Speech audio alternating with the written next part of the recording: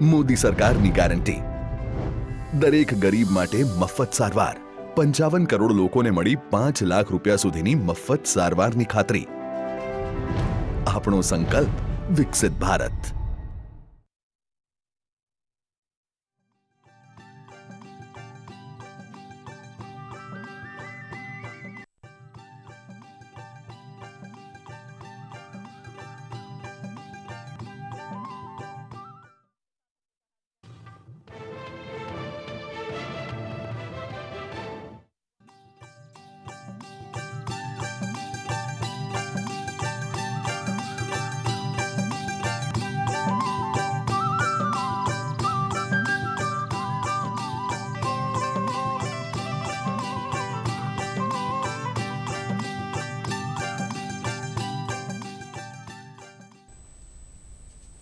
નમસ્કાર દર્શક મિત્રો, ગુજરાતી ભાષાની નંબર 1 ચેનલ ડીડી ગિરનારના કૃષિ દર્શન ફોન ઇન લાઈવમાં હું કૃપા ત્રિવેદી આપ સૌનું હાર્દિક સ્વાગત કરું છું। દર્શક મિત્રો, આપણા દેશની પરંપરાગત ખેત પેદાશો શ્રી ધાન્યની ખેતી અને તેના વપરાશને વધુ વેગ આપવા માટે વિશ્વ નેતા અને આપણા લોકપ્રિય વડાપ્રધાન શ્રી નરેન્દ્રભાઈ મોદીની હિમાયતની સફળતાને પગલે સંયુક્ત રાષ્ટ્રે વર્ષ 2023ને આંતરરાષ્ટ્રીય મિલેટ વર્ષ તરીકે ઉજવવાનું નક્કી કર્યું છે। ત્યારે આપણા સમગ્ર દેશમાં લોકો મિલેટ અને તેમાંથી બનતી વિવિધ પ્રકારની વાનગીઓ અંગે ખૂબ જ ઉત્સાહ સાથે જાગૃતતા દાખવતા જોવા મળ્યા છે। તો આજના આપણા ફોન ઇન લાઈવમાં આપણે વિષય રાખ્યો છે મિલેટ પાકોનું પૌષ્ટિક મહત્વ અને તેની વાનગીઓ। આ વિષય પર વિગતવાર માહિતી અને માર્ગદર્શન આપવા માટે બે વિષય નિષ્ણાત આપણી સાથે ઉપસ્થિત છે। એમનો પરિચય કરાવું તો મારી બાજુમાં બેસેલા છે ડૉક્ટર ગાયત્રી જાડેજા, કે જેઓ મદદનીશ પ્રાધ્યાપક તરીકે polytechnic in food science and home economics college Anand ખાતે પોતાની ફરજ બજાવે છે। સાથે છે શ્રીમતી મીનાક્ષીબેન પ્રજાપતિ, કે જેઓ પણ મદદનીશ પ્રાધ્યાપક તરીકે polytechnic in food science and home economics college Anand ખાતે પોતાની ફરજ બજાવે છે। નમસ્કાર ડૉક્ટર ગાયત્રીબેન અને મીનાક્ષીબેન, આપ બંનેનું કૃષિ દર્શન ફોન ઇન લાઈવ અને સ્ટુડિયોમાં હાર્દિક સ્વાગત છે। દર્શક મિત્રો, મિલેટ પાકોમાં પૌષ્ટિક મહત્વ અને તેની વાનગીઓ આ વિષય પર આપના તરફથી પ્રશ્નો આવકાર્ય છે। પ્રશ્ન પૂછવા માટે અમારા ફોન નંબરની નોંધ કરી લેજો। અમારા ફોન નંબર છે 079 2685 3814 અને 079 2685 3816। આપ જ્યારે પણ અમને ફોન પર પ્રશ્ન પૂછો ત્યારે ટીવીનો અવાજ ધીમો રાખશો, કે જેથી કરીને અમે આપના પ્રશ્નને સારી રીતે સમજી શકીએ। તો આપના વતી જ આપણા મહિલા નિષ્ણાતો અહીં ઉપસ્થિત છે, તો એમને પહેલો પ્રશ્ન પૂછીએ કે મેડમ, મિલેટ પાકો છે અત્યારે ખૂબ જ એનું ચલણ વધી રહ્યું છે અને લોકો જાગૃતતા દાખવતા થયા છે, તો સૌપ્રથમ મિલેટ છે એ પાકોને હલકા ધાન્ય પાકો છે એવી રીતે શા માટે ઓળખવામાં આવે છે? હવે મિલેટ પાકો જે છે આપણે એને હલકા ધાન્ય અને ઘણી જગ્યાએ એને બરછટ ધાન્ય તરીકે પણ ઓળખવામાં આવતા હોય છે।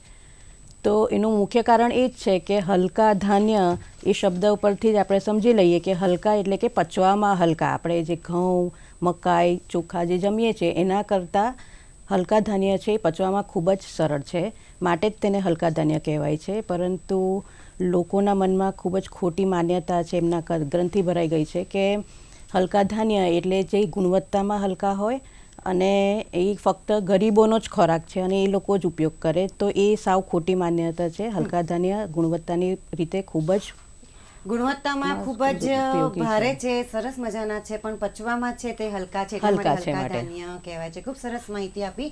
આ સાથે જ આપણા આજના કાર્યક્રમના પ્રથમ કોલર મિત્ર દેવજીભાઈ રાજપૂત દિયોદરથી આપણી સાથે ફોનલાઈન પર જોડાયા છે। દેવજીભાઈ નમસ્કાર। નમસ્કાર બેન। જી, આપનો પ્રશ્ન જણાવો। હા બેન, આપણે હલકા ધાન્ય પાકોની કઈ મિલેટ વાનગીઓ થઈ શકે?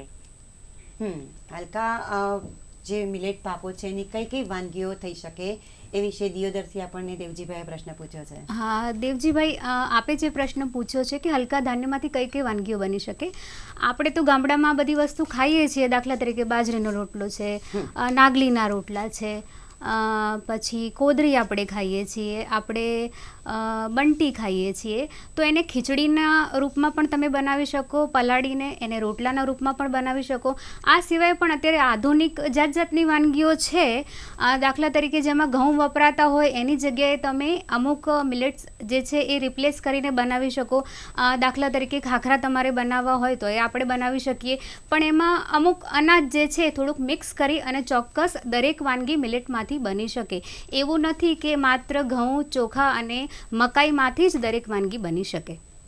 જી, ખૂબ જ સરસ વાત કરી મીનાક્ષીબેન। અગાઉ આપણને ગાયત્રી મેડમે જણાવ્યું કે આ જે મિલેટ પાકો છે એ હલકા ધાન્ય તરીકે ઓળખાય છે એટલા માટે કે પચવામાં હલકા છે અને ગુણવત્તામાં ખૂબ જ પૌષ્ટિક છે. તો આપણે ગુજરાતના પરંપરાગત હલકા ધાન્ય પાકોની વાત કરીએ તો કયા કયા છે? આપણે ત્યાં ગુજરાતમાં લગભગ બધા જ હલકા પાકો થાય છે. ગુજરાતનું જે વાતાવરણ છે એકદમ હુંફાળું છે અને આપણે જાણીએ છીએ કે આ ધાન્ય પાકોને પાકવા માટે હુંફાળું વાતાવરણ, થોડી ગરમીની જરૂર છે. તો આપણે જેનાથી પરિચિત છીએ એવા બધા જો હલકા ધાન્યની વાત કરીએ તો આ નાગલી છે, કોદરી છે, બંટી છે, આ સિવાય બાજરી અને જુવાર જેના રોટલા આપણે લગભગ બધા ખાઈએ છીએ. આ અમુક એવા ધાન્ય છે જેને આપણે અનાજના રૂપમાં ખાઈએ છીએ. એના સિવાય અમુક એવા ધાન્ય પાકો છે જેને આપણે માત્ર ઉપવાસમાં ખાઈએ છીએ, દાખલા તરીકે મોરૈયો અને સામો. તો એના માટે એવું વપરાય છે કે ભાઈ આપણે જ્યારે ઉપવાસ હોય ત્યારે જ એને ખાઈએ. તો આ બધા જ ધાન્ય પાકોથી આપણે પરિચિત છીએ અને લગભગ આપણે અમુક અંશે આપણા ઘરમાં એનો વપરાશ કરીએ જ છીએ. ખૂબ જ સરસ માહિતી આપી મેડમ આપણે. ગાયત્રી મેડમ, બંટી, બાવટો અને નાગલી આ 3 વસ્તુ જે નામ છે એનો એક સાથે જ ઉપયોગ થતો હોય છે, તો એવો પ્રશ્ન થાય છે કે આ ત્રણેય એક જ ધાન્ય છે કે અલગ અલગ છે? હા, આ કન્ફ્યુઝન ઘણા બધા લોકોમાં હોય છે કે બંટી, બાવટો અને નાગલી એ એક જ ધાન્ય છે, એટલે દરેક વખતે એ જ શબ્દ વાપરતા હોય, પણ એવું નથી. જુદા જુદા વિસ્તારમાં એને જુદા જુદા નામથી ઓળખવામાં આવતું હોય છે. બાવટો, નાગલી અને રાગી એ એક જ ધાન્ય છે, પરંતુ બંટીની વાત કરીએ તો એ જુદું ધાન્ય છે અને પહેલાંના જમાનામાં લોકો બંટીમાંથી રોટલા બનાવતા હતા અને ઘણી જુદી જુદી વાનગીઓમાં એનો ઉપયોગ કરતા જ હતા. પરંતુ હાલમાં હવે બંટીનો આખા દાણાનો ઉપયોગ થતો નથી, પરંતુ એને જ્યારે છડી કાઢવામાં આવે અને એમાંથી જે બને એને આપણે મોરિયો તરીકે ઓળખીએ છીએ અને એ મોરિયો જ હાલમાં લોકો ઉપવાસમાં વાપરે છે. એટલે બંટી અને મોરિયો એ સરખું છે. બાવટો, રાગી અને નાગલી એ એક જ ધાન્ય છે. જી મીનાક્ષી મેડમ, આપણે મિલેટ યર તરીકે 2023ને ઇન્ટરનેશનલ મિલેટ યર તરીકે જાહેર કરવામાં આવ્યું છે, તો એની પાછળના મુખ્ય કયા કારણો છે? હા, આ એક બહુ સારો જ પ્રયાસ છે આપણા સરકારશ્રી દ્વારા. મિલેટ પાકો જે છે એ પોષક તત્વોથી ભરપૂર છે અને એવું નથી કે આપણે પહેલાં આ જે પોષક તત્વોથી ભરપૂર ધાન્ય નહોતા ખાતા. આપણા વડવાઓ આ બધું ખાઈને જ મોટા થયા છે. પ્રશ્ન ત્યાં આવ્યો કે અમુક વચ્ચેનું એક એવું શાસન આવ્યું જ્યારે અંગ્રેજી શાસન આવ્યું, બરાબર? તો એ વખતે અંગ્રેજો આપણા દેશમાં આવ્યા, એ લોકોની જે રહેણી કહેણી છે એની અસર આપણા ખોરાક ઉપર પણ થઈ. એ લોકો જે વસ્તુ લઈને આવ્યા એમને ત્યાં મુખ્ય પાક હતો ઘઉં, એટલે ઘઉંની બનાવટો એ લોકો લઈને આવ્યા, જેના કારણે આપણે પણ ઘઉંની બનાવટો અપનાવી લીધી. સમયાંતરે એવું થયું કે આપણા આહારમાંથી આ હલકા ધાન્યો છે એ ધીરે નીકળી ગયા અને કદાચ 20 વર્ષના જે ઉંમરના લોકો હશે એને કદાચ આપણે એમને ઓળખવા માટે આપીએ તો એ લોકો ધાન્યને ઓળખી પણ શકતા નથી. તો એનું મુખ્ય કારણ છે આ શાસન અને એટલા જ માટે સરકાર દ્વારા એક આ પ્રયત્ન છે કે જે આ જે નવી જે આધુનિક લોકો જે છે, આજના જે યંગ લોકો છે એ આ હલકા ધાન્યથી પરિચિત થાય, એના પોષક મૂલ્યથી પરિચિત થાય, ફરી એને અપનાવે, પોતાના આહારમાં એનો સમાવેશ કરે. આ એક બહુ જ સારો પ્રયાસ છે અને દરેક વ્યક્તિએ પોતાના આહારની અંદર આ ધાન્યનો સમાવેશ કરવો ખૂબ અગત્યનું છે. જી, ખૂબ જ ઉમદા હેતુ રહેલો છે. આપણે જણાવ્યું તેમ કે નવી પેઢી છે એ આ જૂના પરંપરાગત ધાન્ય સાથે પરિચિત થાય અને તેના પૌષ્ટિક તત્વોનો પોતે પણ ફાયદો લે. દર્શક મિત્રો, આપ જોઈ રહ્યા છો કૃષિ દર્શન ફોન ઇન લાઈવ અને આજે આપણે વાત કરી રહ્યા છીએ મિલેટ પાકોનું પૌષ્ટિક મહત્વ અને તેની વાનગીઓ. આ વિષય પરની ચર્ચા યથાવત છે. સમય થયો છે વિરામનો. મળીને નાનકડા વિરામ બાદ.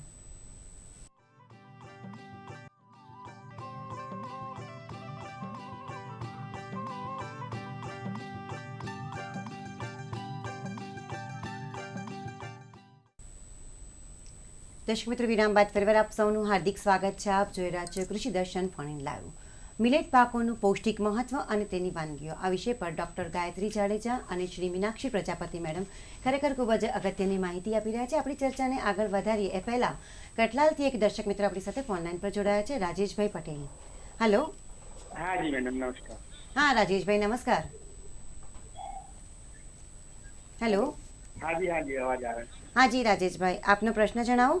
હા, પ્રશ્ન મેડમ એવો છે કે જે કોદરીની ખીચડી આપણે ખાઈએ છીએ અને જે મોરીઓની મેડમે વાત કરી એ 11ના દિવસે મોરૈયો, એ બંને સેમ કે અલગ અલગ વસ્તુ છે? કોદરી અને મોરૈયો બંને એક સમાન છે કે અલગ અલગ છે, એવો એમનો પ્રશ્ન છે. હવે કોદરી એ જુદું ધાન્ય છે અને મોરિયો એ જેવી રીતે મેં કહ્યું એ પ્રમાણે બંટી જેમાંથી એના છડી કાઢવામાં આવે અને એમાંથી મોરિયો બને છે. એટલે કોદરી આખું અલગ ધાન્ય જ છે અને એ ઉપવાસમાં નથી થતો એનો ઉપયોગ. મોરિયાનો ઉપયોગ આપણે કરતા હોઈએ છીએ. બરાબર છે. ગાયત્રી મેડમ, પોષણની દ્રષ્ટિએ જોઈએ તો આપણા મુખ્ય ધાન્ય છે, અનાજ ધાન્ય જે છે, ઘઉં અને ચોખાની સરખામણીમાં આપણે જે અત્યારે હલકા ધાન્યની વાત કરી રહ્યા છીએ એ બંનેમાં શું તફાવત છે? લોકો એવું સમજતા હોય કે ભારે જે અનાજ છે એનાથી વધારે પોષક તત્વો મળે, હલકામાંથી ઓછા મળે, તો મુખ્ય તફાવત શું છે? નિષ્ણાત તરીકે આપ શું કહેશો? આપણે રોજિંદા જીવનમાં જે અનાજ વાપરીએ છીએ એટલે કે ઘઉં, ચોખા, મકાઈનો સૌથી વધારે ઉપયોગ કરતા હોઈએ છીએ. તો ઘઉંમાં ગ્લુટેન ખૂબ જ વધારે પ્રમાણમાં રહેલું છે. ગ્લુટેન એક પ્રકારની ચિકાસ આપે છે કે જેનાથી એક લોટ બંધાઈ રહે.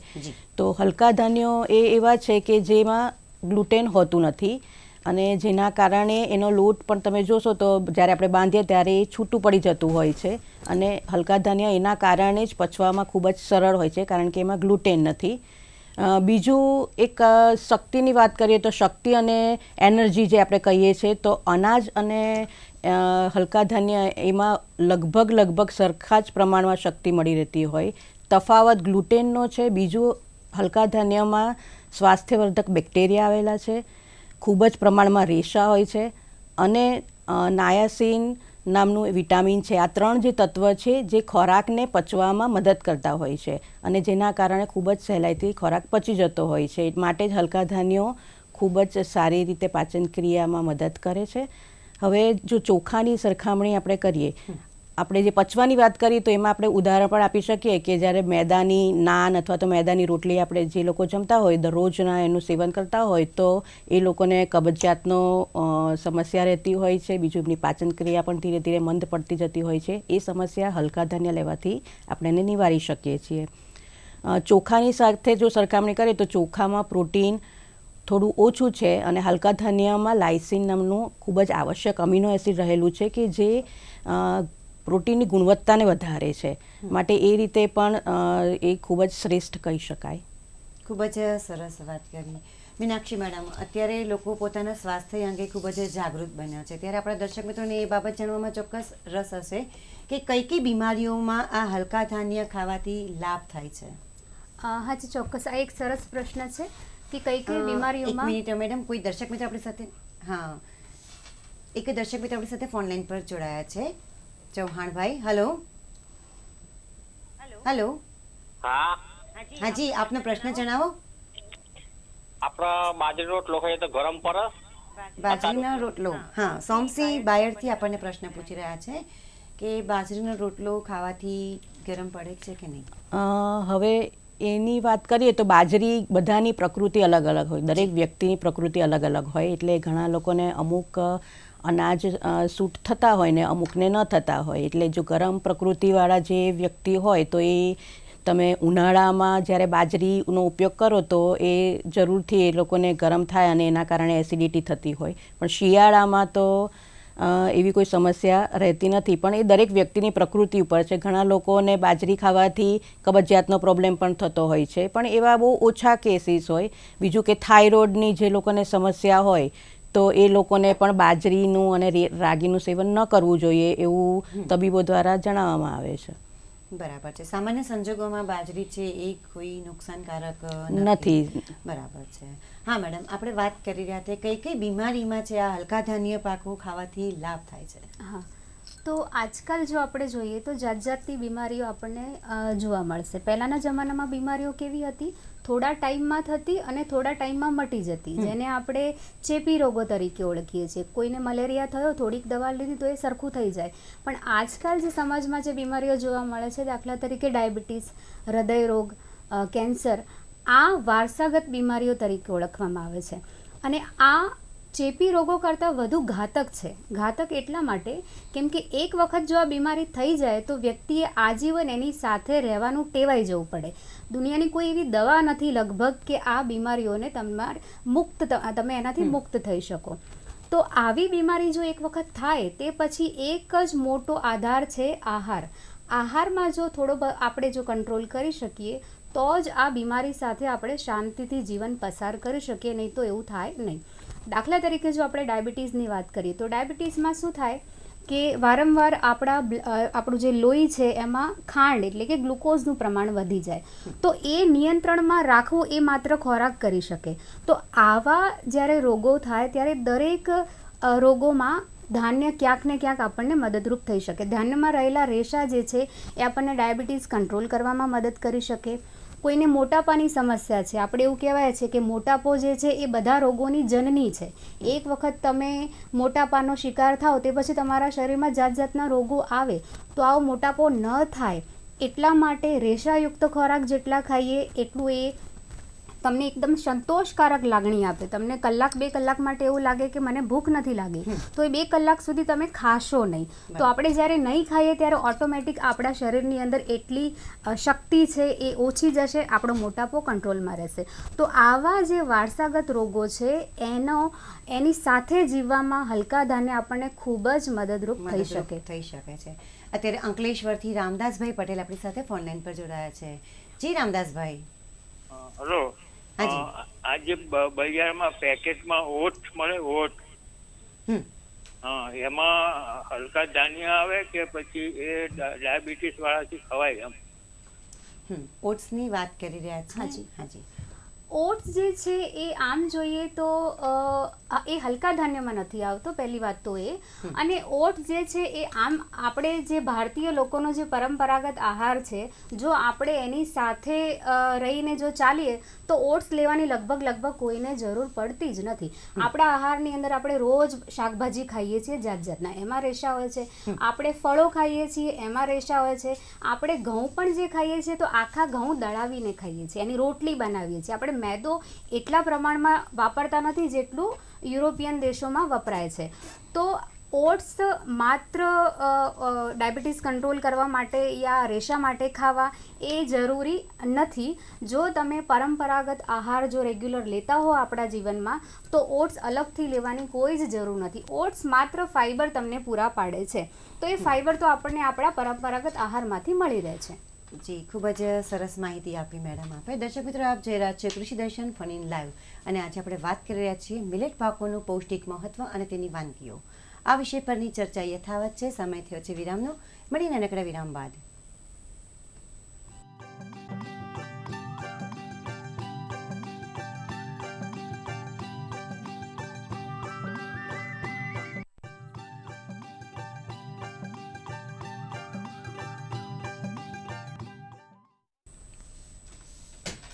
દર્શક મિત્રો, વિરામ બાદ ફરીવાર આપ સૌનું હાર્દિક સ્વાગત છે. આપ જોઈ રહ્યા છો કૃષિ દર્શન ફોન ઇન લાઈવ.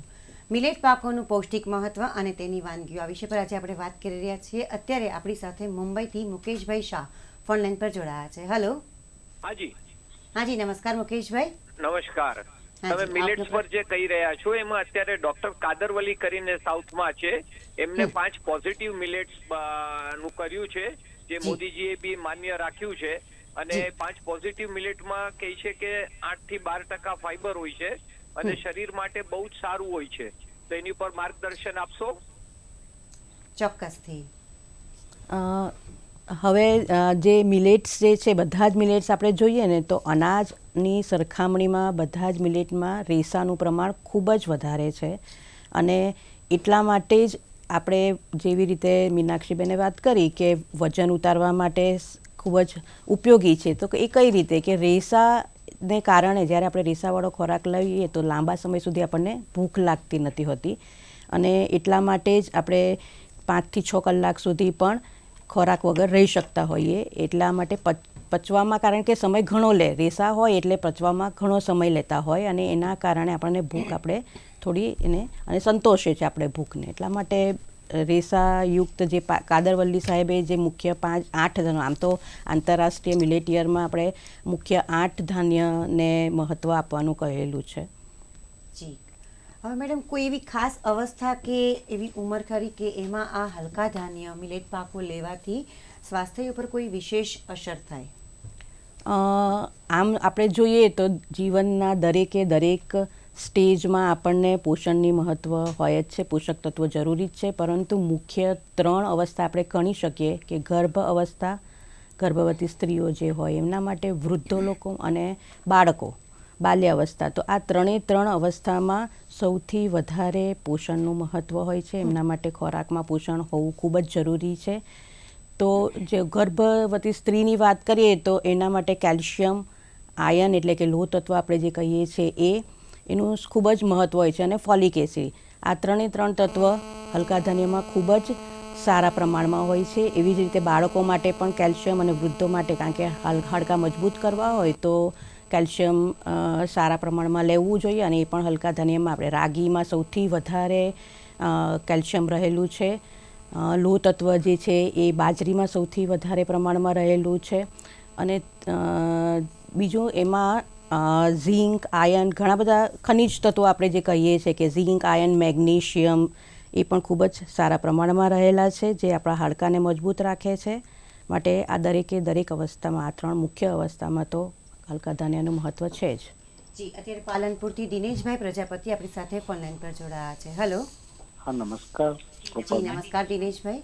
હા, નમસ્કાર મેડમ. મારો એ પ્રશ્ન છે કે ફાઈબર અને જે રેસા વચ્ચે શું ડિફરન્ટ આવે છે ખોરાકમાં, અને ઘઉંમાંથી ગ્લુટેન તત્વ દૂર કરી અને તે વ્યક્તિ લઈ શકે તો તે હલકામાં આવી શકે? દિનેશભાઈ પ્રજાપતિ પાલનપુરથી આ હા પ્રશ્ન જી, પૂછી રહ્યા છે. આપનો પ્રશ્ન છે કે ફાઈબર અને રેશા, રેસા. આ બંને વસ્તુ એક જ છે. એના 3 નામ છે. અંગ્રેજીમાં આપણે એને ફાઈબર કહીએ છીએ, ગુજરાતીમાં આપણે એને રેસા કહીએ છીએ, અને હવે કંપનીઓવાળા એને રફેજ તરીકે ઓળખે છે. અમુક વખત પેકેટ્સ ઉપર રફેજના નામે પણ આ ઓળખાતું હોય છે. તો આ ત્રણેય વસ્તુ એક જ છે. એનું મુખ્ય કામ આપણા આહારમાં શું છે કે રેશા, દાખલા તરીકે આપણે જો પ્યોર રેશાનું જો એક એક્ઝામ્પલ લઈએ તો દાખલા તરીકે ઈસબગુલ જે છે એ 100% રેશા કહેવાય. તમે એને પાણીમાં નાખો એટલે પાણીને એબ્સોર્બ કરે, પાણી બધું પી જાય અને એકદમ ફૂલી જાય. તો આ અમુક રેશા આપણા આહારમાં નેચરલી હોય છે. હવે જેવું એ આપણા પેટમાં જાય, પાણી સાથે મિક્સ થાય એટલે પાણીને શોષે એટલે એનો આકાર એ ફૂલી જાય. તમારા પેટમાં ફૂલી જાય એટલે તમારું પેટ તમને ભરેલું લાગે. એના કારણે આપણને એમ સંતોષ થાય કે મેં ખાધું. આ એનું એક મુખ્ય એક કામ છે. બીજું એક કામ છે કે તમારા શરીરની અંદર એ ગ્લુકોઝની માત્રા જે છે, લોહીમાં જે ગ્લુકોઝની માત્રા છે એ બહુ જ કંટ્રોલમાં રાખશે. આ એક એનું બીજું કામ છે. ત્રીજું એક મહત્ત્વનું કામ છે કે એ આપણી બોડીમાંથી કોલેસ્ટ્રોલ જે છે એ કંટ્રોલ કરવામાં પણ ફાઈબર મદદ કરી શકે. તો આ 3 એના મુખ્ય રોલ થયા. એના સિવાય જે આપે પૂછ્યું કે ઘઉંમાંથી ગ્લુટેન દૂર કરીને, હા, તો ઘઉંમાંથી ગ્લુટેન તમે ઘરે તો આપણે નથી જ કરી શકતા, અને આજ દિન સુધી એવી તકનિક મારા ધ્યાનમાં નથી કે ઘઉંમાંથી ગ્લુટેન આપણે જુદું કરી અને એને ખાઈ શકીએ. તો ઘઉં જો ખાવા હોય તો એની સાથે ગ્લુટેન આવે જ. જી, અત્યારે ભાવનગરથી વિપુલભાઈ વાઘેલા આપણી સાથે ફોનલાઈન પર જોડાયા છે. જી વિપુલભાઈ, નમસ્કાર. હા જી, નમસ્કાર. હા જી, આપનો પ્રશ્ન જણાવો. મારો પ્રશ્ન એ છે, મને એટેક આવી ગયેલું છે, તો આપણે ડેઈલી આહાર માટે શું શું ખાવું, અને કોલેસ્ટ્રોલ કાબુમાં રહે એ માટે શું શું ખાવું આપણે, અને કોલેસ્ટ્રોલ સાવ મટી જાય એ માટે? કોલેસ્ટ્રોલને નિયંત્રણમાં રાખવા માટે કયા પ્રકારના હલકા ધાન્ય છે, મિલેટ, હા, હલકા ધાન્ય પાકોમાં કયા પ્રકારનો ખોરાક લઈ શકાય? કોલેસ્ટ્રોલ જો આપણે જોઈએ, હવે આપને એક એટેક આવી ગયો છે એટલા માટે તમે કોલેસ્ટ્રોલથી ડરો છો. ખરેખર કોલેસ્ટ્રોલ જે છે એ નેચરલી આપણા શરીરમાં બને છે, બરાબર? તો આપણે એને રોકી નહીં શકીએ કે ભાઈ મારા શરીરમાં કોલેસ્ટ્રોલ બને જ નહીં. એ તો બનવાનો જ છે. આપણે ખાલી એ જોવાનું છે કે કોલેસ્ટ્રોલમાં 2 પ્રકારના કોલેસ્ટ્રોલ છે, કે એક સારો કોલેસ્ટ્રોલના નામે ઓળખાય, એક ખરાબ કોલેસ્ટ્રોલના નામે ઓળખાય. તો આપણો આહાર જેટલો, આપણા આહારની અંદર રેશા વધારે હોય અને માઇક્રોન્યુટ્રિયન્ટ એટલે કે વિટામિન્સ અને મિનરલ, એ આહારમાં જેટલો વધારે હશે એટલો તમારો જે ખરાબ કોલેસ્ટ્રોલ જે છે એ કંટ્રોલમાં રહેશે. એના સિવાય પણ એક્સરસાઇઝ જે તમે જો થોડું ઘણો યોગા આપણે કરીએ, યા થોડુંક ચાલવાનું રાખીએ, યા 40 મિનિટ પણ જો આપણે એક્સરસાઇઝ માટે જો સમય ફાળવી શકીએ તો ચોક્કસ એનાથી આપણા શરીરમાં જે સારો કોલેસ્ટ્રોલ, જેને આપણે એસડીએલના નામે ઓળખીએ છીએ, એ આપણી શરીરમાં વધે અને એના કારણે આપણને હૃદયરોગ સામે આપણને આ વસ્તુ રક્ષણ આપે છે. નિયમિત કસરત, યોગ અને એ બહુ આવશ્યક છે. મિલેટ પાકોના સેવનથી એમને ચોક્કસથી આ બાબતનું સમાધાન મળશે. મેડમ, આપને જ પૂછવાનું કે મેડમે જણાવ્યું કે ઘણી બધી અવસ્થામાં છે આ મિલેટ પાકો છે એ ખૂબ જ ફાયદાકારક છે. તો એવો પ્રશ્ન થાય કે શિશુ અવસ્થા છે, બાળક જન્મે એના પછી જ્યારથી ખાતું થાય એ અવસ્થામાં પણ હલકા ધાન્યનો ઉપયોગ કરી શકાય, એને આપી શકાય? ચોક્કસ ચોક્કસ, એ લોકો માટે તો વરદાન રૂપ છે આ હલકા ધાન્ય. શિશુ અવસ્થામાં શું છે કે એ નાનું બાળક છે, 6 મહિના સુધી તો માતાના દૂધ પર હોય છે. તે પછી આપણે એને આહાર આપીએ છીએ, જેને આપણે પૂરક આહારના નામે ઓળખીએ છીએ. શરૂઆતમાં આપણે એને અનાજના પાતળા પાણી, દાળના પાતળા પાણી એ પ્રમાણે આપણે એને આપતા હોઈએ છીએ. હવે એ લોકોને જ્યારે આપણે ખોરાક આપીએ ત્યારે ખાસ એ વાતનું ધ્યાન રાખવું પડે કે એ લોકો બહુ જ ઓછું ખાશે. એ લોકોનું પેટ બહુ નાનું છે. એ ઓછા ખોરાકની અંદર વધુમાં વધુ ન્યુટ્રિયન્ટ્સ મળે તો એવા આહાર કયા છે? તો એવા આહાર અનાજની સરખામણીએ હલકા ધાન્ય છે. બીજી આમાં એક ઇન્ટરેસ્ટિંગ વાત મને શેર કરવાનું મન થાય કે બાળક જ્યારે જન્મે ને ત્યારે 6 મહિના સુધી એના શરીરની અંદર આયરન સ્ટોર થયેલું હોય. તમે એને આયરન નહીં આપો તો પણ એ જીવી શકશે. એની માતાના ગર્ભમાંથી એ લઈને આવ્યું છે, પણ 6 મહિના પછી એના આયરનનો સ્ટોર જે છે એ ધીરે ધીરે ઓછો થવા માંડે. તો એ ટાઈમે આયરન બહુ જ મહત્વ રાખે. બાજરો જોઈએ તો એમાં આયરન બહુ જ સારી માત્રામાં છે, તમે એને બાજરાની રાબ આપી શકો. બીજી વસ્તુ ફોલિક એસિડ. ફોલિક એસિડ એક એવું માઇક્રોન્યુટ્રિયન્ટ છે કે જે તમારા શરીરના કોષો બનાવે છે. ફોલિક એસિડ ના હોય તો શરીરના કોષો ન બને. તો હલકા ધાન્યની અંદર ફોલિક એસિડ પણ બહુ જ ભરપૂર માત્રામાં છે. તો ચોક્કસ શિશુઓના આહારમાં તમે એનો સમાવેશ કરી શકો. બસ બનાવતી વખતે તમારે થોડી કાળજી લેવી પડે. કેમ કે અનાજની અંદર તો આપણે એને દળાવી દઈએ, એની રોટલી બનાવીએ, પણ હલકા ધાન્યને અમુક અલગ અલગ રીતે પણ ખવાતા હોય. તો ખાસ જ્યારે બાળકો એટલે ખાસ શિશુ માટે જ્યારે આપણે બનાવવાના હોય ત્યારે એને થોડી વાર માટે પલાળી રાખો, 2-4 કલાક પલાળી રાખો. એને થોડાક સૂકવી દો તડકામાં અથવા તો છાંયડે, થોડાક શેકી લો. ત્યારબાદ ચોક્કસ તમે જે પણ વાનગી એમાંથી બનાવી શકો, જે શિશુને આપી શકાય, એ ચોક્કસ એમાંથી બની શકે. જી, ખૂબ જ સરસ વાત કરી. દર્શક મિત્રો, આપ જોઈ રહ્યા છો કૃષિ દર્શન ફોન ઇન લાઈવ, અને આજે આપણે વાત કરી રહ્યા છીએ મિલેટ પાકોનું પૌષ્ટિક મહત્વ અને તેની વાનગીઓ. આ વિષય પરની ચર્ચા યથાવત છે. સમય થયો છે વિરામનો. મળીએ નાનકડે વિરામ બાદ.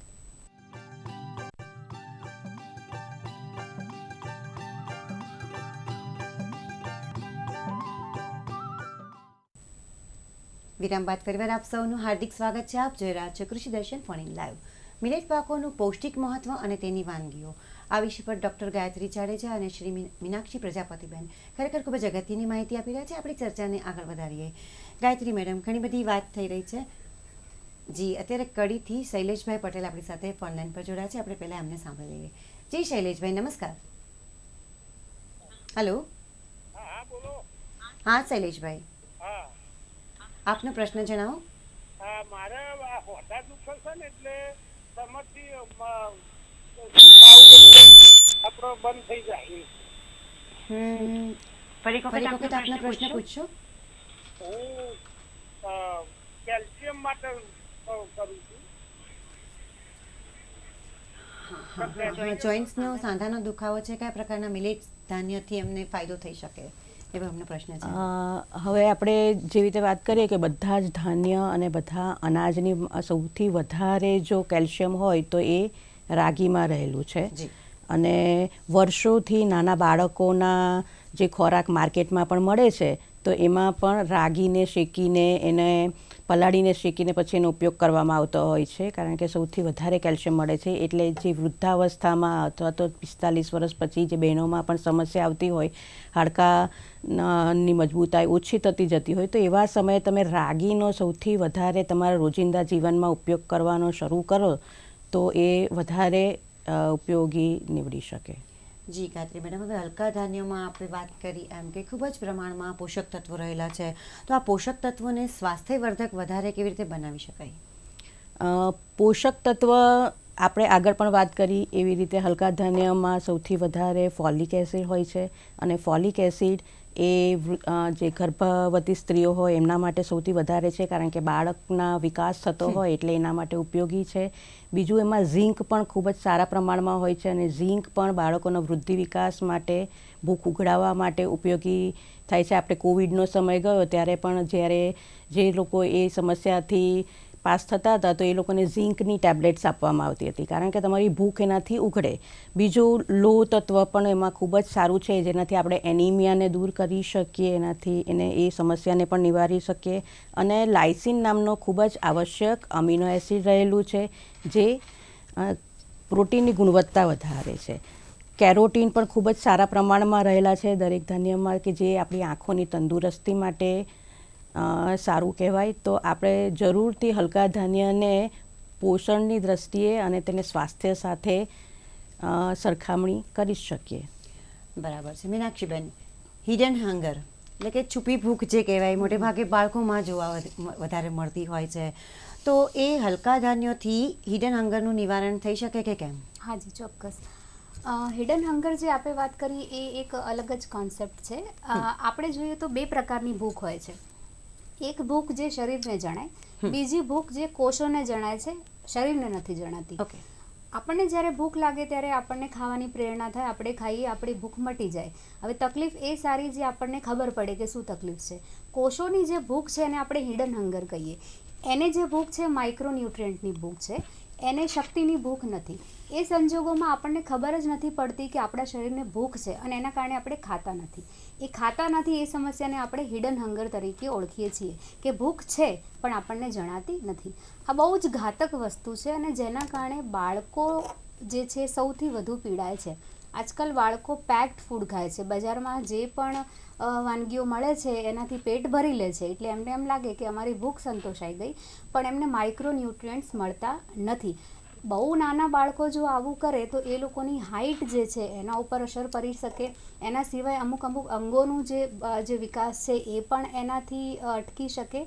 માટે હિડન હંગર એ જો નિવારવી હોય તો હલકા ધાન્ય જે છે એ એક બહુ સારો વિકલ્પ છે. એનો સમાવેશ કરવાથી આપણને રોજિંદા જીવનમાં જે પણ માઇક્રોન્યુટ્રિયન્ટ્સની જરૂર છે એ બધા મળી રહે છે. આપણા સેલ જે છે, આપણા શરીરના કોષો જે છે એની ભૂખ સંતોષાય છે. માટે ચોક્કસ એને હિડન હંગર નિવારવા માટે આપણે એનો ઉપયોગ કરી શકીએ. જી મેડમ. જામનગરથી દીપેશભાઈ અત્યારે આપણી સાથે ફોન લાઈન પર જોડાયા છે. જી દીપેશભાઈ, નમસ્કાર.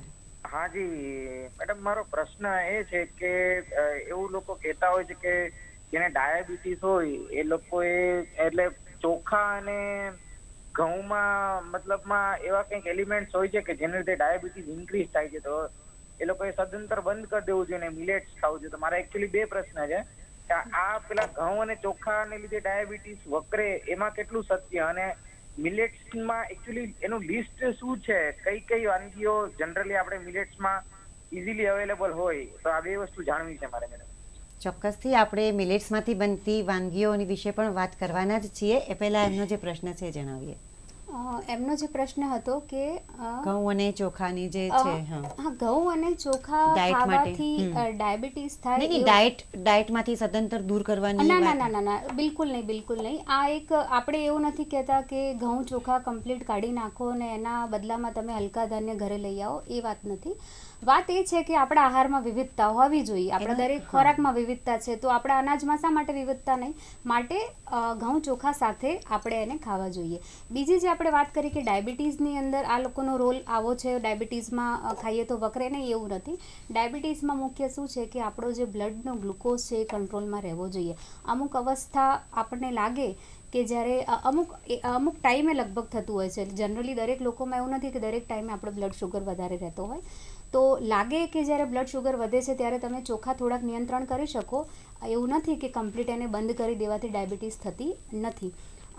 બસ થોડીક સાવચેતીથી તમે એનો ઉપયોગ કરો. અને એના સિવાય પણ જો આપણે હલકા ધાન્ય જો વાપરીએ તો ચોક્કસ ડાયાબિટીસમાં એનાથી રાહત થઈ શકે. જી ગાયત્રી મેડમ, આપને કંઈ કહેવું છે? આમાં એક વાત ઉમેરવાની થાય કે આપણે જે ભાઈએ પૂછ્યું કે ઘઉં અને ચોખા જો ખાઈએ તો એનાથી આપણું ગ્લુકોઝનું પ્રમાણ વધતું હોય, એટલે ઘણા લોકો એવું કહેતા હોય છે કે હલકા ધાન્યનો ઉપયોગ તમે વધારે કરો. તો એનું કારણ એ પણ છે, જો સાયન્ટિફિક રીતે આપણે વિચારીએ તો દરેક ખોરાક જે હોય છે એનો ગ્લાયસેમિક ઇન્ડેક્સ હોય છે ને એના ઉપરથી જ આપણે ગ્લુકોઝનું પ્રમાણ સમજી શકીએ છીએ. તો જો અનાજ જે છે, ઘઉં જે છે, એનો ગ્લાયસેમિક ઇન્ડેક્સ ઘણો વધારે છે, લગભગ 65થી 70ની આસપાસ હોય છે. ગ્લુકોઝ જે છે એની સરખામણી જ્યારે કંટ્રોલ સાથે કરવામાં આવે તો ગ્લુકોઝમાં 100% ગ્લાયસેમિક ઇન્ડેક્સ છે. અનાજની વાત કરીએ તો ઘઉંની અંદર 65 થી 70% જેટલો ગ્લાયસેમિક ઇન્ડેક્સ હોય છે. એની સરખામણીમાં જેટલા પણ હલકા ધાન્યો છે એનો ગ્લાયસેમિક ઇન્ડેક્સ ખૂબ જ ઓછો છે, લગભગ 50, 45, 35ની વચ્ચે હોય છે. અને જેનાથી અને જેટલો ઓછો ગ્લાયસેમિક ઇન્ડેક્સ એટલું તેમાં ગ્લુકોઝ આપણા બ્લડની અંદર, આપણા લોહીની અંદર ગ્લુકોઝનું પ્રમાણ એટલું ઓછું બતાવે. એટલા માટે જ હલકા ધાન્યો જ્યારે ડાયાબિટીક પેશન્ટ હોય તો એમને વધારે ખાવા માટે કહેવામાં આવતું હોય છે. જી દર્શક મિત્રો, આપ જોઈ રહ્યા છો કૃષિ દર્શન ફોન ઇન લાઈવ અને આજે ખૂબ જ સરસ વિષય મિલેટ પાકોનું પૌષ્ટિક મહત્વ અને તેની વાનગીઓ, આ વિષય પર આજે આપણે વાત કરી રહ્યા છીએ. પરંતુ સમય થયો છે વિરામનો. મળીએ નાનકડા વિરામ બાદ.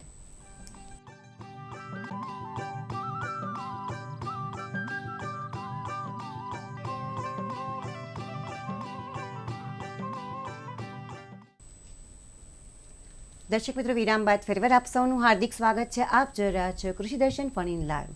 મિલેટ પાકોનું પૌષ્ટિક મહત્વ અને તેની વાનગીઓ. ડૉક્ટર ગાયત્રીબેન અને શ્રી મીનાક્ષીબેન ખરેખર ખૂબ જ અગત્યની માહિતી આપી રહ્યા છે. આપણી ચર્ચાને આગળ વધારીએ.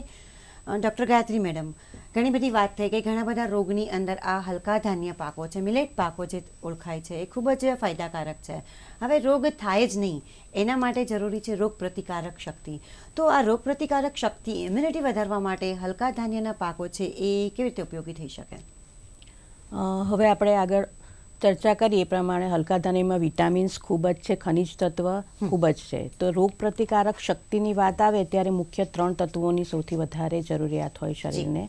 તો એમાં વિટામિન, ખનિજ તત્વો અને ત્રીજું જે છે એ ફાઇટોકેમિકલ્સ. અને આપણે એને એન્ટીઓક્સિડન્ટ્સ, ઘણા બધા લોકો એ શબ્દથી પરિચિત છે જ. તો એ આપણને રોગ પ્રતિકારક શક્તિ વધારવામાં ખૂબ જ મદદ કરતા હોય છે. હવે ખાસ એન્ટીઓક્સિડન્ટને આપણે સમજીએ તો જ્યારે આપણે કોઈ પણ ખોરાક લઈએ અને એ પચે શરીરમાં, પછી એન્ડ પ્રોડક્ટ્સ એના થતા હોય છે અને એને સાયન્ટિફિક ભાષામાં આપણે એને ફ્રી રેડિકલ્સ કહેતા હોય કે જે આપણા શરીરમાંથી નીકળી જવા જોઈએ. તો આ જે એન્ટીઓક્સિડન્ટવાળો ખોરાક આપણે જેટલો વધારે લઈએ તો એ આ જે ફ્રી રેડિકલ્સ આપણા બોડીમાં ઉત્પન્ન થયા હોય એની સાથે બંધાઈને એને શરીરમાંથી બહાર કાઢવામાં મદદ કરતા હોય.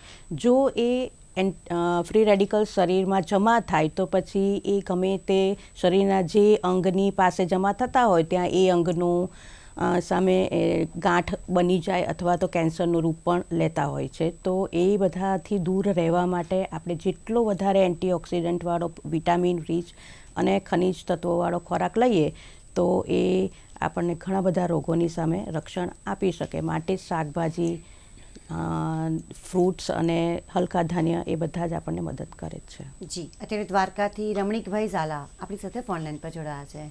જી રમણીકભાઈ. હા, આપણું કહેવાનું એમ છે કે આપણે મિલેટમાં બાજરાની અને બંટીની શું વાનગીઓ ઘરે બનાવી શકાય જેથી પેટનો વધારો ન થઈ શકે પેટમાં? હા મેડમ, હવે વાનગીઓ વિશે આપણે વાત કરવી જ પડશે. ઘણા બધા દર્શક મિત્રો ઉત્સુકતાથી આ વિષયની રાહ જોઈ રહ્યા છે, તો શું કહેશો? બાજરીનો જે લોટ છે એમાંથી રોટલા તો આપણે બધા જાણીએ છીએ એ પ્રમાણે બની શકે. એક બીજા પ્રકારનો રોટલો પણ બને. આપણે ત્યાં અત્યારે લીલું લસણ બહુ આવે છે. લીલું લસણ નાખી અને એનો આપણે લોટ જ્યારે આપણે પલાળતા હોઈએ ત્યારે એની અંદર ઝીણું ઝીણું લીલું લસણ કાપી અને ઉમેરી દઈએ તો એનો જે બાજરાનો રોટલો બને છે એનો પણ સ્વાદ બહુ જ અલગ અને બહુ જ સારો લાગે. એ સિવાય આપણે બાજરાને ખીચડીની જેમ પણ રાંધી શકીએ. તમે એને પલાળીને રાખી મૂકો, થોડોક નરમ થાય 6-1 કલાકમાં, તે પછી આપણે જેમ ખીચડી બનાવીએ છીએ એ રીતે ખીચડીના રૂપમાં પણ એને બનાવી શકાય. દાળ સાથે મિક્સ કરીને એને કોરો કોરો ઉપમાના રૂપમાં પણ બનાવી શકાય, પણ એને પલાળી રાખવો પડે. આ સિવાય પણ ખાટા લોટ, અમુક વખત જેમ આપણે જે ઘઉંનું ચોખાના લોટનું જે બનાવીએ છીએ ખીચું, એ જ પ્રમાણે છાશની અંદર આપણે બાજરીનો લોટ જે છે એ રાંધી અને ખાટો લોટ પણ એનો બનાવી શકીએ. પછી અમુક જગ્યાએ એવું ચલણ છે કે છાશ જે છે, છાશની અંદર લોટ નાખી અને પીવામાં આવે છે, જેના કારણે આપણને ભૂખ પણ ના લાગે અને થોડીક ઠંડક આપે શરીરને. તો બાજરીનો લોટ જે છે એને સામાન્ય શેકી અને એને છાશમાં નાખી અને એને પીણા તરીકે પણ આપણે ઉપયોગમાં લઈ શકીએ. જી ગાયત્રી મેડમ, ઘણી બધી વખત એવું થતું હોય છે કે કોઈ વ્યક્તિને બીમારી મોટી થઈ હોય કે કોઈ મેજર મોટું ઓપરેશન થયું હોય, ત્યારબાદ દર્દીને એક ખાસ પ્રકારનો ખોરાક આહાર આપવાની ડૉક્ટર તરફથી સૂચનાઓ હોય છે, જેવો કે નળી દ્વારા આપવું, અમુક વખતે મોં દ્વારા, કે આવી અવસ્થામાં પણ આપણે હલકા ધાન્ય જે છે આપણે વાત કરી રહ્યા છીએ એનો ઉપયોગ થઈ શકે? જરૂરથી, કારણ કે જ્યારે ઓપરેશન કરવામાં આવે તો દર્દીની પાચન ક્રિયા ખૂબ જ મંદ પડી ગઈ હોય અને એવા સમયે આપણે જેટલો હલકો ખોરાક આપીએ એટલું એ દર્દી માટે સારું જ રહે. તો હલકા ધાન્ય આપણે ચર્ચા કરી જ લીધી છે કે એમાં ખૂબ જ પોષક તત્વો રહેલા છે અને પચવામાં ખૂબ જ હલકા છે. માટે જો આપણે ઘઉંના લોટની રાબ ઘણા દર્દીને આપતા હોય તો એના બદલે આપણે બાજરીના લોટની રાબ અથવા તો એનો શીરો બનાવીને એ આપણે નળી દ્વારા જો આપવાનું હોય તો પણ એ રીતે આપી શકીએ છીએ. બરાબર છે. એટલે કે કોઈ પણ અવસ્થા છે આવી રીતની, એમાં પણ આપણે આ ખૂબ જ અગત્યના એવા આપણા મિલેટ પાકોનો ઉપયોગ કરી શકીએ છીએ. મીનાક્ષીબેન, હલકા ધાન્ય છે એના એટલા બધા ફાયદા છે, તો પછી દરેક વ્યક્તિએ ઘઉં અને ચોખા છોડીને હલકા ધાન્યનો જ ઉપયોગ કરે એ ભલામણ કરવી શું યોગ્ય છે? નહીં, બિલકુલ નહીં. એવું નથી કે ઘઉં અને ચોખાને આપણે આપણા ખોરાકમાંથી તદ્દન કાઢી નાખીને એની જગ્યાએ હલકા ધાન્યને લઈ આવીએ. મુખ્ય વાત એ છે કે આપણા આહારમાં વિવિધતા હોવી જોઈએ. આપણે કેટલા પ્રકારના શાકભાજીઓ ખાઈએ છીએ, રોજ જુદું જુદું. આપણે કેટલા પ્રકારના ફળો ખાઈએ છીએ, રોજ જુદા જુદા વાપરીએ છીએ. પણ જ્યારે અનાજની વાત આવે ત્યારે આપણે ખાલી ઘઉં અને ચોખા એનાથી આગળ વધતા નથી. અમુક જગ્યાએ કદાચ મકાઈ ખવાતી હોય, આ સિવાય લગભગ આપણે ખાતા નથી. અને જેના કારણે જે નાના બાળકો છે એ બિલકુલ ટેવાયા નથી. બાજરાનો રોટલો કદાચ તમે બાળકોને આપો તો એ લોકો ખાતા જ નથી. તો આવું ન થાય એટલા માટે જરૂરી છે કે રોજ જુદા જુદા રોટલા આપણે બનાવીએ. દરેક ધાન્યનો સમાવેશ આપણે આપણા આહારમાં કરીએ. બરાબર છે. એટલે ઘઉં અને ચોખાને છોડવાની તો બિલકુલ જ ભલામણ નથી, પરંતુ વિવિધતા સભર છે એ બધા જ ધાન્યનો સમાવેશ આપણા રોજિંદા આહારમાં થવો જોઈએ. ખૂબ જ સરસ વાત કરી. હવે રોજિંદા આહારમાં ગાયત્રી મેડમ, આપણે આજકાલ મલ્ટીગ્રેઇન એનું ખૂબ જ ચલણ વધી રહ્યું છે કે જેમાં બધા જ પ્રકારના ધાન્ય છે ભેગા કરીને એક સાથે જેમાંથી રોટલી બનાવવામાં આવે છે તો કોઈ બીજી વાનગી બનાવવામાં આવે છે. તો આ બાબતે આપનું શું મંતવ્ય છે? બજારમાં હવે ઘણા બધા મલ્ટીગ્રેઇન મળે છે અને લોકો એને ખૂબ જ સ્વાસ્થ્ય માટે સારું છે એમ કરીને ઉપયોગ કરતા થયા જ છે. પરંતુ જોવા જઈએ ને તો મલ્ટીગ્રેઇન કરતાં તમે એક ધાન્યને દરરોજના જુદી જુદી વાનગીઓ બનાવીને એને વાપરો અને એ બનાવો તો એ તમારા એના પોષક તત્વોને તમે વધારે એની લાભ લઈ શકો. માટે શરૂઆતમાં જો સ્વાદ ટેવડાવવાનું છે આપણે તો એના માટે તમે તમારી રોજિંદી લાઈફમાં જે બધું વાનગીઓ બનાવો છો એની અંદર થોડા પ્રમાણમાં હલકા ધાન્યને ઉમેરતા જાઓ, જેનાથી ઘરના દરેક વ્યક્તિ એ સ્વાદથી ટેવાઈ જાય અને પછી તમે દરેક ધાન્યને જુદી જુદી રીતે એક ધાન્યનો ઉપયોગ કરીને જો એને બનાવો વાનગીઓ તો એ વધારે ફાયદાકારક થઈ શકે. જી, અત્યારે ઉનાથી ધીરુભાઈ કચ્છોટ આપણી સાથે ફોન લાઈન પર જોડાયા છે. જી ધીરુભાઈ, નમસ્કાર. હેલો. નમસ્કાર મેડમ, હું બે બહેનોને પૂછવા માંગુ છું કે આપણે ડોક્ટર સાહેબ એમ કહેવા માંગે છે કે બીમાર હોય તો એ માણસને રોટલો ને ન ખાવું જોઈએ. તો અમારે તો કાઠિયાવાડમાં રોટલાનું મહત્વ છે. રોટલી ખાય તો અમારું શરીર આખો દિવસ ભારી રહે છે. તો એના વિશેની કઈ માર્ગદર્શિકા આપી શકશો? ચોક્કસથી ધીરુભાઈ, બાજરીના રોટલા વિશેની વાત છે કે બીમાર હોઈએ તો ખાઈ શકાય છે કે ના ખાઈ શકાય? આપણે એ જ વાત કરી કે જ્યારે બીમાર વ્યક્તિ હોય ત્યારે એની પાચન ક્રિયા મંદ થતી હોય છે. તો એટલા માટે એવા સમયે આપણે જેટલો વધારે હલકા ધાન્યનો ઉપયોગ કરીએ એ જ સૌથી સારું. ઘઉંની રોટલી કરતાં બાજરાનો રોટલો પણ ઘણી વખત જો એ દર્દી હોય અથવા તો બીમાર વ્યક્તિ જો ચાવી ના શકતો હોય અને એને ટ્યુબ દ્વારા જ્યારે નળી દ્વારા ખોરાક આપવાનો હોય તો તમારે ઢીલો ખોરાક આપવો પડે અથવા તો લિક્વિડ ફોર્મમાં ખોરાક આપવો પડે. તો એવા સમયે તમે ઘઉંની જે રાબ બનાવો છો એના બદલે બાજરીની રાબ બનાવો, રાગીની રાબ બનાવીને આપો તો એ પચવામાં પણ હલકું રહેશે અને એમાંથી ઘણા બધા પોષક તત્વો પણ મળી રહે, જેથી એ દર્દી જે છે એના પોષક તત્વોની જે દૈનિક જરૂરિયાત છે એ પૂરી થતી હોય છે. જી મીનાક્ષીબેન, આપણે હલકા ધાન્ય પાકોની વાત કરીએ છીએ. મિલેટ પાકોમાં મુખ્યત્વે 7-8 જે આપણે ગણાવ્યા કે આપણા ગુજરાતમાં પરંપરાગત ગણાય છે. હવે આ હલકા ધાન્ય પાકોને રાંધવા માટે કોઈ વિશેષ પદ્ધતિ છે? જો હોય તો આપણા દર્શક મિત્રો વિશે જાણવા માટે રાહ જોઈ રહ્યા છે. વિશેષ તો કોઈ પદ્ધતિ નથી. જે આપણી પરંપરાગત પદ્ધતિ છે એ જ પદ્ધતિથી આપણે એને બનાવી શકીએ.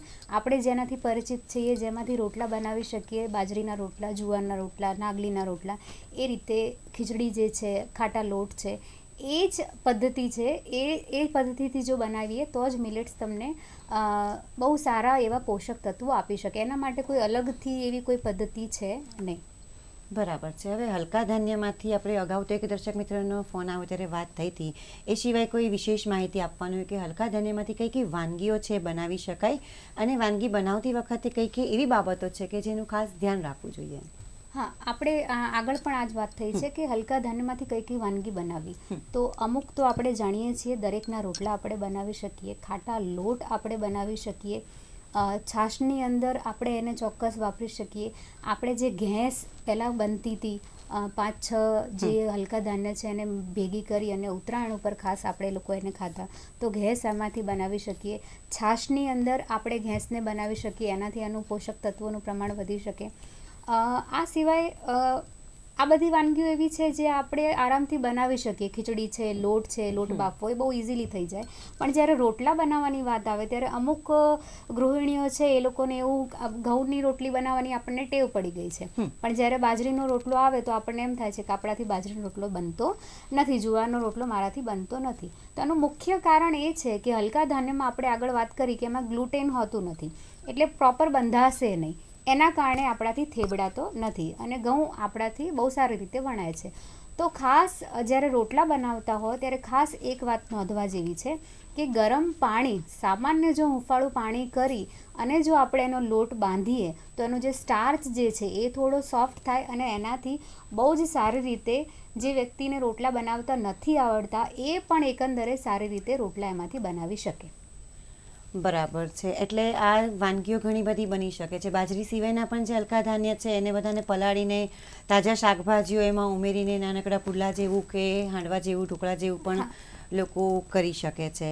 આ વિષય પર ટૂંકમાં સંદેશ કેવો હોય ગાયત્રી મેડમ, તો શું કહેશો?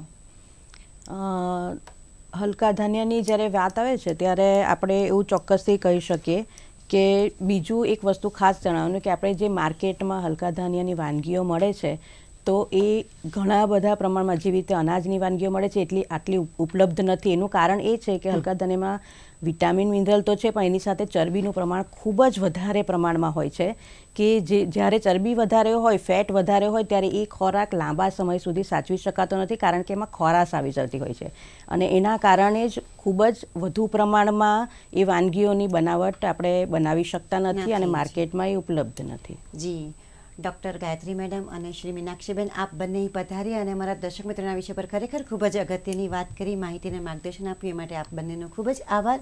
નમસ્કાર.